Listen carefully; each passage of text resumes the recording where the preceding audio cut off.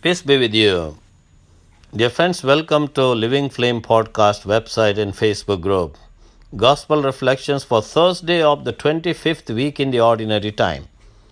Gospel according to Luke chapter 9 verses 7 to 9. Herod the Tetrarch heard about all that was happening. And what was happening? Great many things. Jesus cast out the demons, cured the sick, cured the diseases. He became also very famous because of the disciples who went out to proclaim the good news. You can just imagine the 12 disciples going and making a name. Every corner, every village and town they went, they proclaimed the good news of Christ, the good news of the kingdom of heaven. And that's why he was greatly perplexed. And many had the idea, or they were saying, John has been raised from the dead. That means some were believing in the resurrection too. Others were saying Elijah has appeared. Well, great many people in Jerusalem, the Jewish people, were expecting the second coming of Elijah. Still others said, one of the ancient prophets has arisen. Many prophets had come, and they were expecting a prophet who would tell them what they had to do, and especially their dealings with the Romans. And they were expecting this prophet who would inspire them and strengthen them and support them and tell them what they have to do.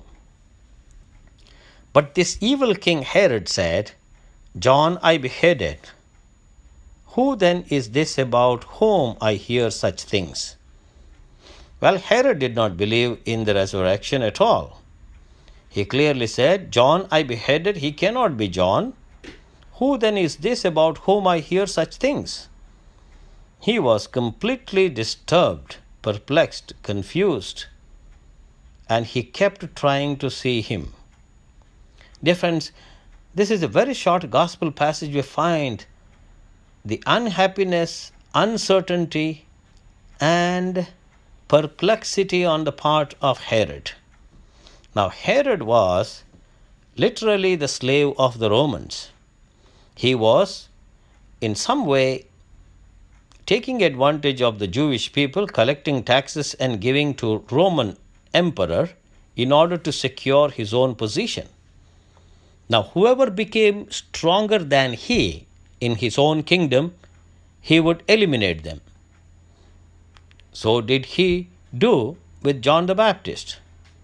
John the Baptist was a threat to him. He imprisoned, and finally he beheaded him because of Herodias and her daughter who danced, and Herod became so mad as to even promising her half of his kingdom. Now, this man who was so uncertain about himself, he was the king, but then he became so uncomfortable hearing all these good things that are happening around him. Dear friends, in today's world, we have to pray in a very special way for the world leaders. These leaders are elected, chosen, or they have become leaders because they have to see the welfare of people. But they have no right to be jealous whenever another person arises doing good.